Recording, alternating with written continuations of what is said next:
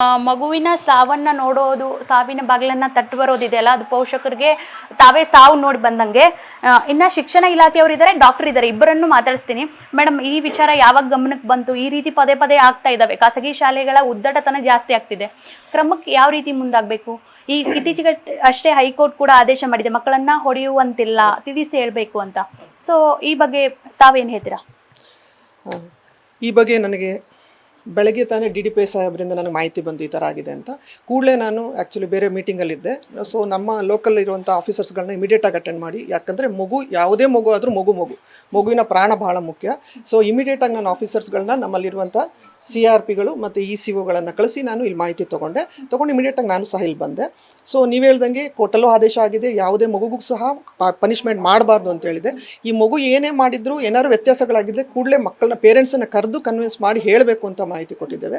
So ಈಗ ಏನಾಗಿದೆ ಅನ್ನೋದು ನಮಗೂ ತನಿಖೆ, ಈಗ ಪೊಲೀಸವ್ರು ಬಂದು ಹೋದರು, ಅವರು ತನಿಖೆ ಮಾಡಿ FIR ಅಲ್ಲಿ ಏನು ಆ್ಯಕ್ಷನ್ ತೊಗೊಂಡಿದ್ದಾರೆ ಅಥವಾ ಏನು ಮಾಡಿದ್ದಾರೆ ಅಂತ ನೋಡಿಕೊಂಡು ನಮ್ಮ ಹಿರಿಯ ಅಧಿಕಾರಿಗಳಿಗೆ ಮಾಹಿತಿ ಕೊಡ್ತೀನಿ. ನಾನು ಕೂಡಲೇ ಆ ಶಾಲೆಯಲ್ಲಿ ಆ ಶಿಕ್ಷಕರು ಯಾರು ಇದು ಬಗ್ಗೆ ಮಾಡಿದ್ದಾರೆ ಇಮಿಡಿಯೇಟಾಗಿ ಅವ್ರನ್ನ ಸಸ್ಪೆಂಡ್ ಮಾಡಿ ಕೆಲಸದಿಂದ ತೆಗಿಬೇಕು ಅನ್ನೋದು ಆದೇಶವನ್ನು ನಾನು ನಮ್ಮ DDPI ಅವರ ಆದೇಶದ ಮೇಲೆಗೆ ನಾನು ಅದನ್ನ ಆದೇಶ ಕೊಡ್ತಾ ಇದ್ದೀನಿ. ಸೊ ಆ್ಯಕ್ಷನ್ ತೊಗೊಳಕ್ಕೆ ಹೇಳಿದ್ದೀವಿ. ನಾನು ಇದಾದಮೇಲೆ ಶಾಲೆಗೆ ಭೇಟಿ ಕೊಡ್ತಾ ಇದ್ದೀನಿ. ಈಗ ಆಲ್ರೆಡಿ ಪೊಲೀಸ್ ಸ್ಟೇಷನಲ್ಲಿಂದ ಬಂದಿದ್ದರು ಪೊಲೀಸವರು, ಅವ್ರ FIRಗೆ ಈಗ ಕಂಪ್ಲೇಂಟ್ಸ್ ರೈಸ್ ಮಾಡ್ತಾ ಇದ್ದೀವಿ ಅಂದರು.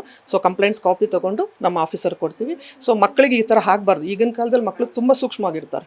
ಸೊ ನಾವು ಈಗೆಲ್ಲ ಎಲ್ಲರೂ ಹೇಳ್ತಿರೋದು, ಎಲ್ಲರೂ ಕಾಳಜಿ ಇರೋದು ಮಕ್ಕಳ ರಕ್ಷಣೆನೇ ಮುಖ್ಯವಾಗಿರುವಂಥ ಕಾಳಜಿ ಆಗಿರೋದ್ರಿಂದ ಶಾಲೆಯವರು ಸಹ ಮಕ್ಕಳ ಪೇರೆಂಟ್ಸಿಗೆ ಕನ್ವಿನ್ಸ್ ಮಾಡಿ ಹೇಳಬೇಕು. ಯಾವುದೇ ಆಗಲಿ ಪೇರೆಂಟ್ಸಿಗೆ ಹೇಳಬೇಕು. ಮಕ್ಕಳು ಮಾಡಿರೋದಾಗ ಕರೆಸಿ ಅವ್ರಿಗೆ ಹೇಳಿದಾಗ ಇಷ್ಟು ದೊಡ್ಡದು ಆಗ್ತಿರ್ಲಿಲ್ಲ ಅಂತ ನಾನಂತೂ ಭಾವಿಸಿದ್ದೀನಿ.